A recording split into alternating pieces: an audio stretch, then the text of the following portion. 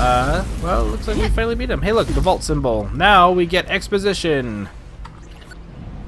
Big bastard, wasn't he? Nicely done.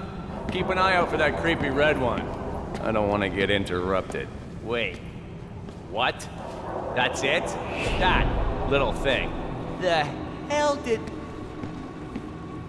Oh. Kind of weapon.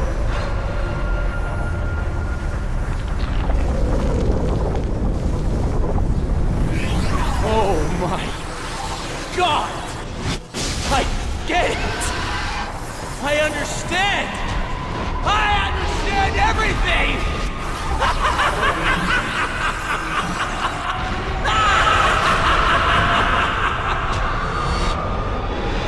Hey, handsome.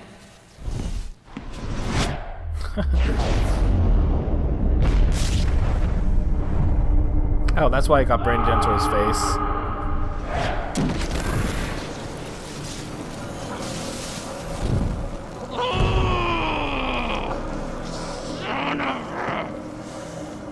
I'm gonna kill her.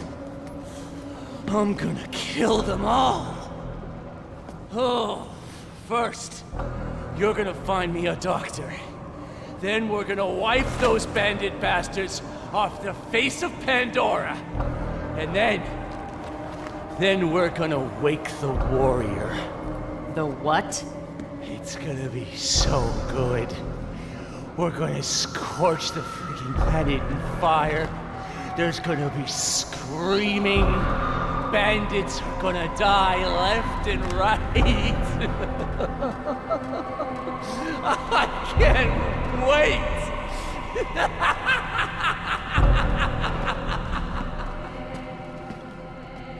And that is when the hero who saved us on Helios died. That was when I left Handsome Jack's employ. You regret teaming up with Jack? Yes. Now do what you will.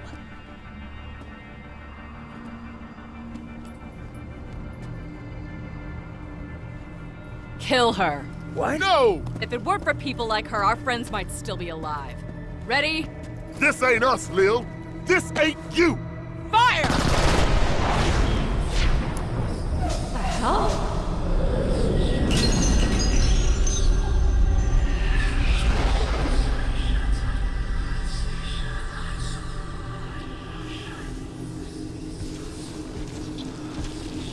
Now is not the time for bickering, Vault Hunters.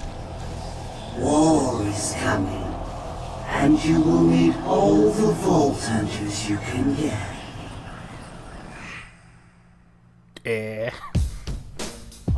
Ominous. Okay, so... Borderlands 3 confirmed. Yeah, pretty much. So they still haven't really explained what the hell, like, being a Vault Hunter sucks. Every single time a vault opens, there's nothing in there but death, and people are still going for these suckers. Like, that's what I don't get. So the first one, they heard about a vault, and they didn't know what was in it, and it unleashed basically Cthulhu.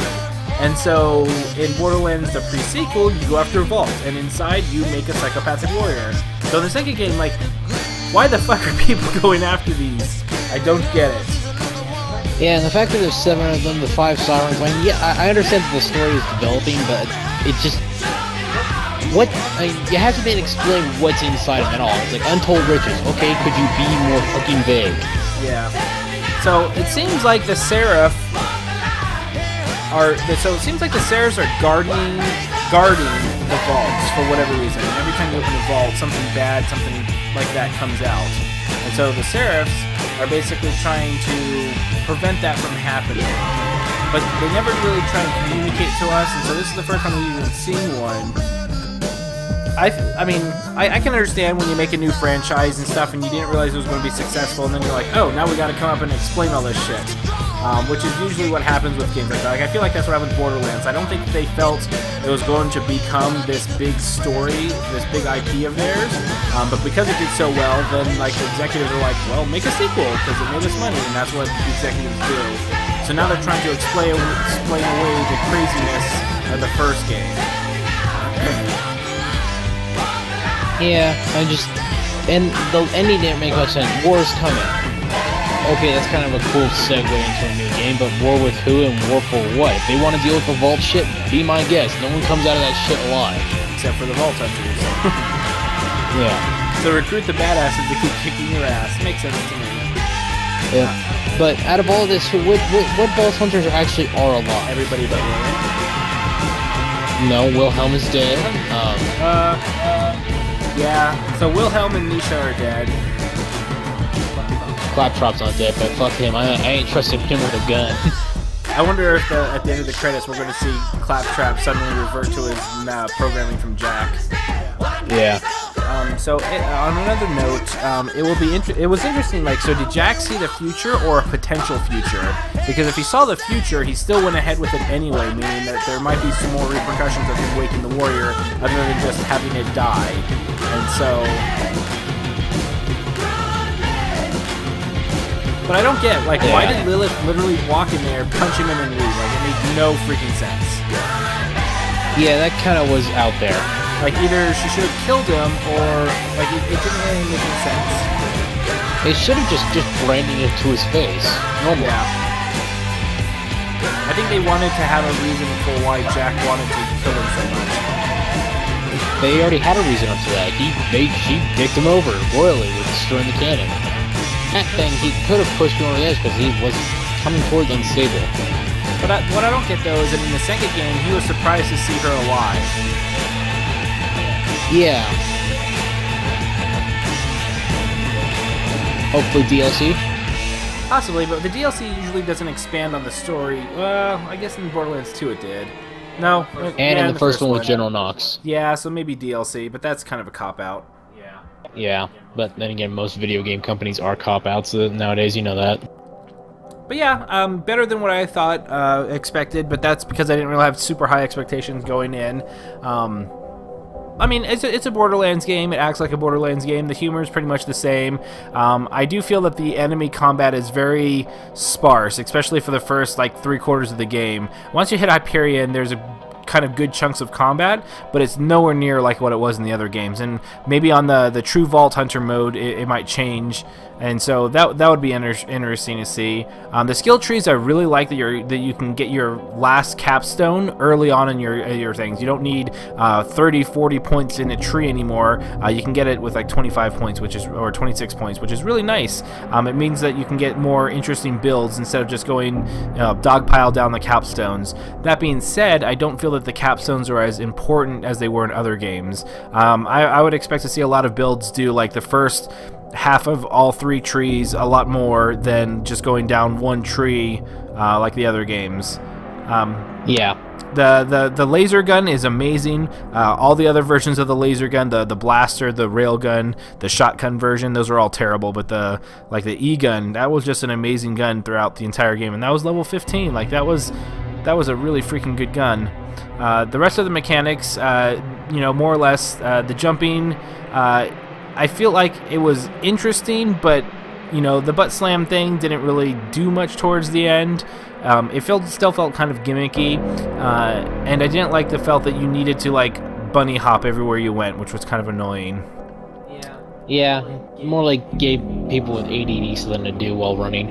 And they need an auto run function for games like this. Yes, and a buy all ammo button. For the most part, it enhanced the second game slightly. Not as much as I was hoping towards the end.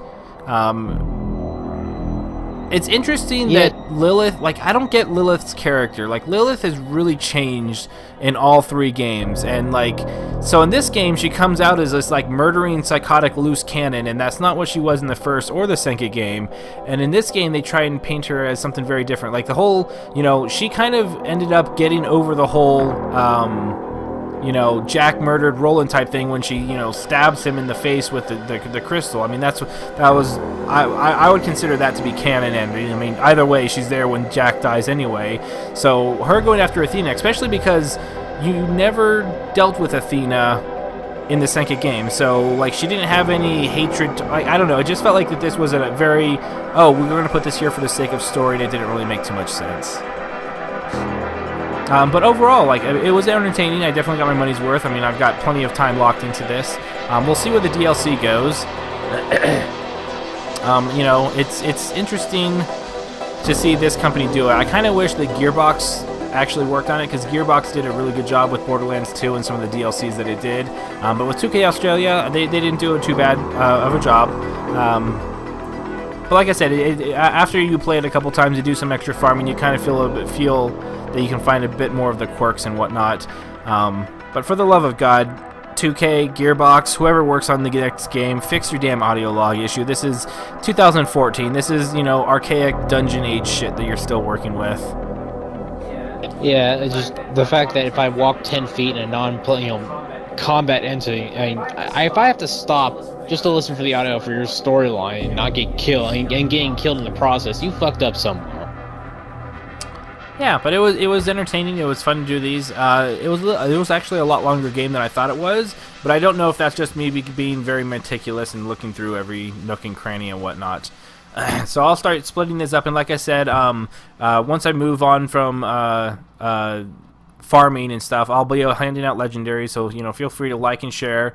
I'll figure out some way of letting everyone know. I don't know if I'm going to do a mail system or start up a blog post or blog page and see if we can do it there.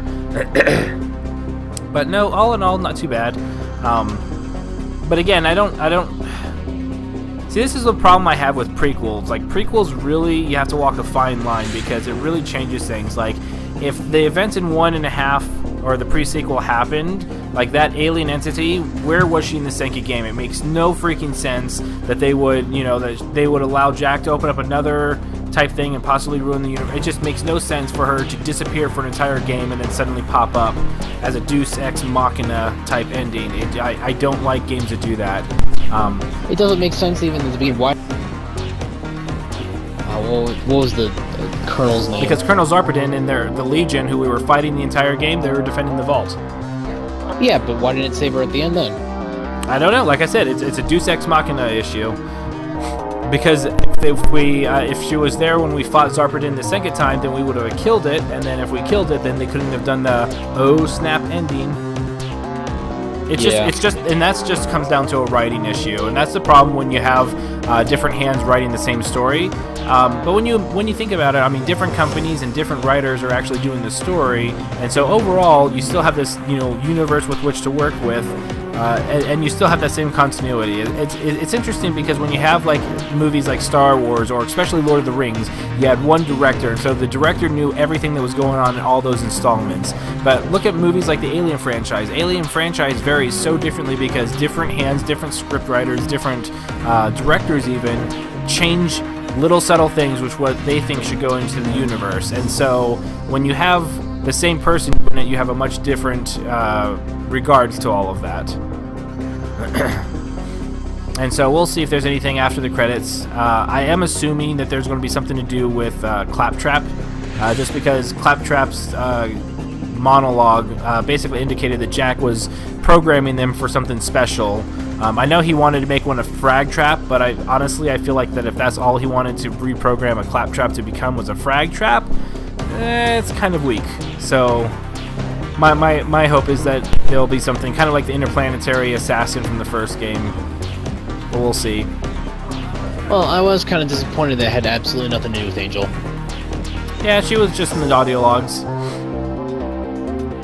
Yeah. It should have gone a little bit more into that. I don't know, this just took a really different direction than I thought it would have. Well, what would they have added with Angel that would have made a difference? Everything was explained in the second game. I don't know, it just didn't involve her at all. That was the thing. But it couldn't have gone anywhere.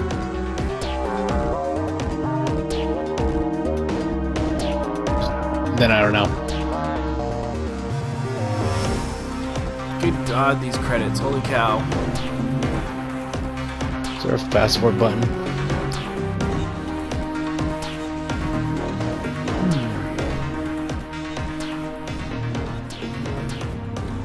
But yeah. There was a lot of blowing shit up, but I mean, combat was sparse. Yeah. And I don't know if that was just a design decision because, hey, it's the moon, it should be barren, or if they just kind of... The moon. Or if they wanted to prolongate. I have a feeling that they also were trying to go for it so that you you go into combat, everyone uses their action skills, and they kill that pack of mobs, and then they recharge before getting to the next one. That's kind of the direction I feel that they were trying to go for. But again, without playing on True Vault Hunter mode or anything else harder, it's hard to gauge if that's actually like what they intended or not. Because everyone knows that the game doesn't really start until you hit level 50 in most of these games, or at least that's what it's kind of primarily balanced and designed around. So it really just kind of depends. So we're going to blitz through. I don't know if I'm going to be filming any of it, but we're going to go through straight through the game, beat the final boss, and do no side quests until we're level 50, and then pick them up so you can get some good reward quality items from everything. About to blow shit up. Oh, these... Holy lord. What? Credits on this. Holy fuck, they're long. I think they thanked everyone in New Zealand. You mean Australia? Either way, everything in the south.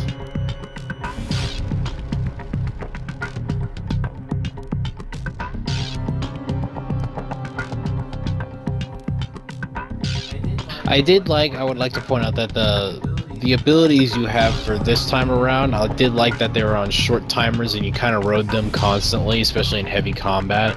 Whereas other times, it was a toss-up when to use your specials and stuff like that. Yeah. Because even Axum, was it Axum or Axel? Axel. Yeah, even with Axel with his dual Betty turrets or whatever, and just I use those sparingly and only in strategic points during them, even though they basically broke everything. But this one, my shield, man, that thing was always freaking up. Yeah. I'm really, really grateful they got rid of the slag mechanic. I thought that was really dumb in Borderlands 2. Because everything was balanced around having slag when you're at max level. So if you didn't have slag, you wouldn't be able to kill certain things, or you wouldn't have enough damage and stuff. And so end game, you had to have a slag. And so if everyone had slag, what's the point of having it? It just felt it was a... Mr. Tassiter? Mr. Tassiter, are you there? Mr. Tassiter's been replaced, sweet cheeks. Starting today, you're working for me. Who is... John, is that you? Call me Jack, honey.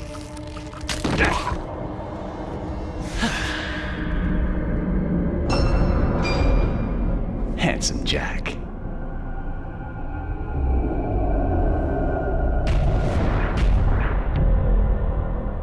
Yeah, that was pretty dumb. It's kind of interesting, though, that even though it looked like he lost his left eye, or your right if you look at him. Oh, hold on. Okay, nothing's... Warthole. Before we go through there. So it's interesting that he didn't bother changing that eye color or anything like that. Yeah. That's cool. I don't buy his whole entire descent into madness thing. And I get it, he was betrayed a couple of times, but I don't buy it. It doesn't seem like it was a strong enough catalyst to make him go, floored to step 900 of retardation. Well, it was already established in some of the audio logs that he was kind of unhinged to begin with, and then he got his memory wiped out. And so his name was Tom, probably like some homage probably to Tom Riddle or something like that. I kind of wish that the whole entire thing that like he would have remembered his past life, and that's what would have triggered him. But yeah, it didn't really seem to fit. Anyway, let's go to part 2.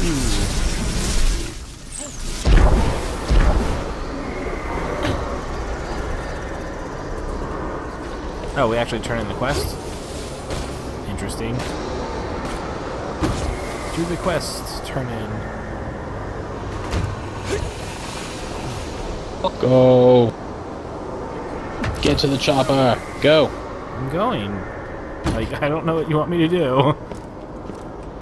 I cannot propel faster. Yes, you can. Believe in yourself. Catch a gun! Never doing that again.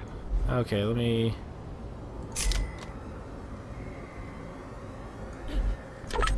I've always got new stock. Check back later. Don't die. I need you. Okay, where do we turn this in? Oh, Jack's Just office. waiting on you.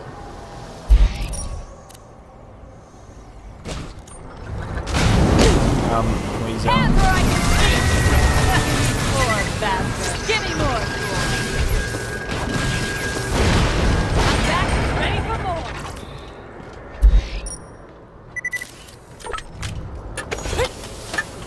You like brought the entire Zerg and you were like, oh, I'm at the vending machine. Leave me alone.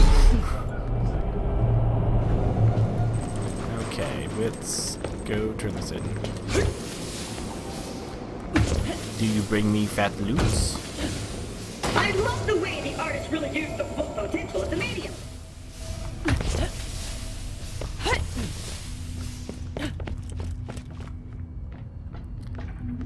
Oh, interesting. So here's all the... Okay, so reasons I'm better than everyone. More handsome, richer, smarter, funnier. Other people's ideas rejected. So this is his opportunity city he wants to start building. That's the location. Super secret plan to take over. If blah blah blah take over, blah from dies. Hopefully no one reads this. Approved. Okay. When I need you, I'll call. Get inside the vault and get revenge. Be careful what you wish for.